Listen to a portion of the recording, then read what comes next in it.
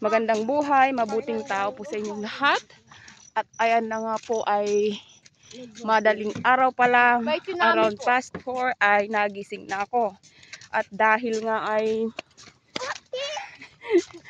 may pasok, ayan, si Kuya Eric ay grade 6 na.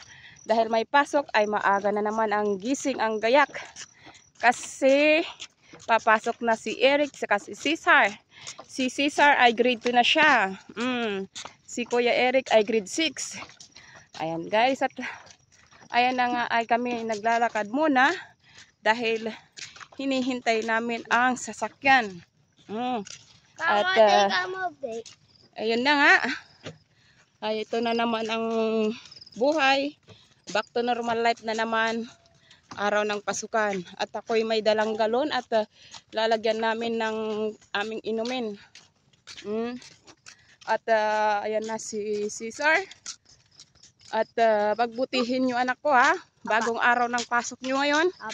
O, anong sasabihin nyo? Good afternoon. Anong good afternoon? Magandang buhay. Mabuting tao. Ganon. No. At makikinig kayo ha. Kung anong sinasabi ni teacher, makikinig. Very good. Yan. At very good.